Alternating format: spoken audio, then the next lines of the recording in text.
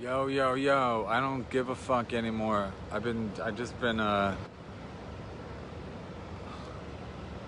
was at the store.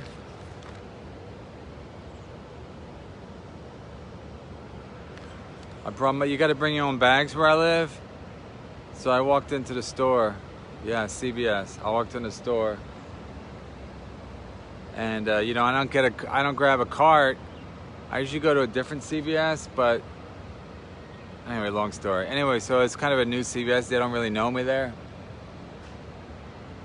And so I don't grab a basket because I already have to bring my own bag. So since I bring my own bag, I just load up in my bag, and usually they don't bother me. But they came up to me and they're like, "Sir, would you like a basket?"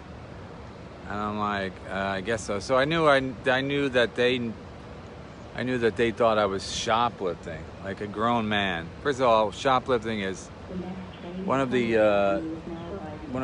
original white privileges, is to be able to shoplift as a grown man and not get into any trouble. So I've shoplifted many times, but not this obviously. You know what I mean? Usually I shoplift when I'm with my kids, and and they can act as decoys, and or they want to get something, and I just pretend, I just don't have them scan it, because what are they gonna do? Put them in fucking junior college jail or whatever the fuck they call it, juvie jail? They don't even have jails for juvies, do they? Or they put them in a home? Anyway, so yeah, I shoplift sometimes. But anyway, I'm not gonna shoplift, obviously, throw everything in a bag and then, right? And then just be like, "Hey, no, you didn't see me." So anyway, the lady's like, "Hey, would you like a basket?" And I go, "I guess so." And then the other guy brings me the basket. And then he just stands with me. And I'm like, "Okay, so listen, I'm not black, but that's some black shit right there where I gotta seriously, black people, that's what they gotta deal with. Like, they go into a store. I'm not saying I'm always siding with black people, but I'm saying I know with this shit it's true. Like, if you go into a store, they just stare at you. So since I basically red flagged myself by throwing stuff in my bag, like, I'm really gonna fucking throw stuff in my bag and then steal it. Plus, you can't even, I'm waiting for the train, that's why I'm still talking. Otherwise I would have hung up already. But you can't even fucking, they don't have CVS, they don't have a self-checkout here. So I can't even, if they have self-checkout, yeah, I could fucking put it in my bag. I've done that. You put it in your bag, and then you take most of the stuff out, and then you go, and then you leave some stuff in the bag, right? And then if they go, "Hey, sir, you're like, "No, I took everything out of the bag." Even if they find something in the bag, you go, "My mistake. Hey, I wasn't trained properly." That's what you can tell them. I wasn't trained properly. I didn't go to CVS training school. I made a mistake. I made a mistake in scanning. You guys save a lot of money in having self-checkout. So obviously you priced in that some people are going to steal. They're not going to scan everything as they should.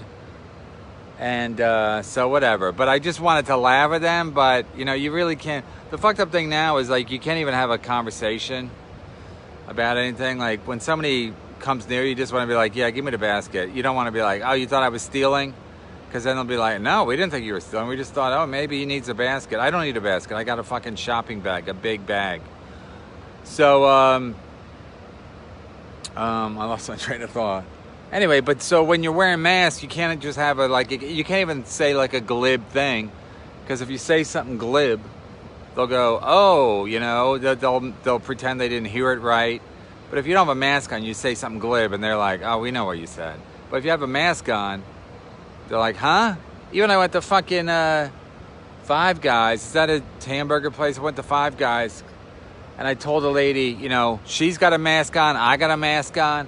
I fucking ordered something for my kids, and then, she gave me like triple bacon or something stupid. And I was like, "I didn't order." She goes, "Oh, but they don't fucking hear you right."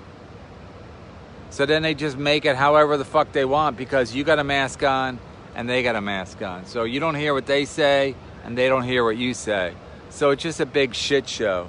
And listen, I got this to say about fucking D.L. Hughley. Everyone's like, prayers out. I guess. I met him. He's a nice guy.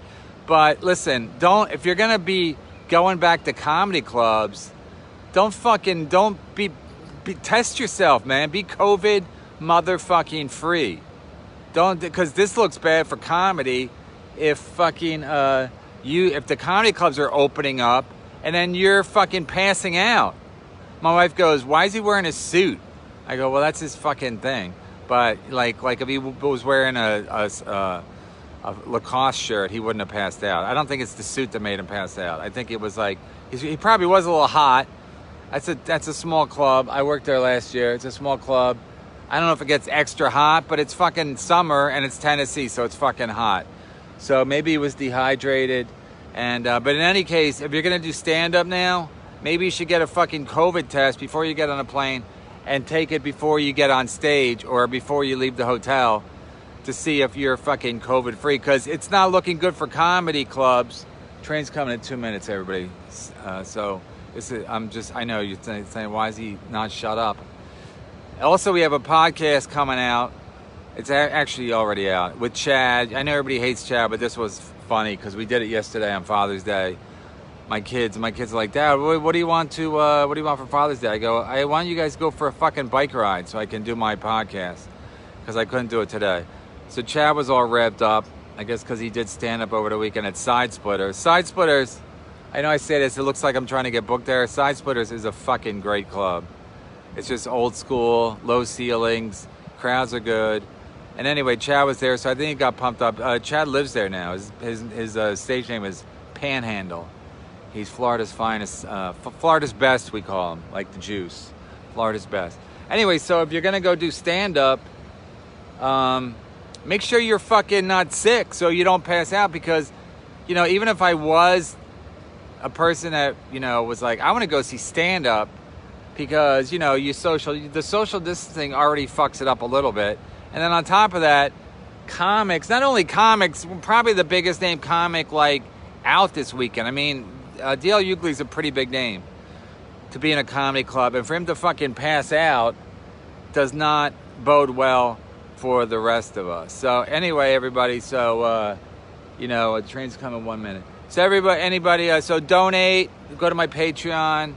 You know what to do. Step up your Patreon if you're already on Patreon.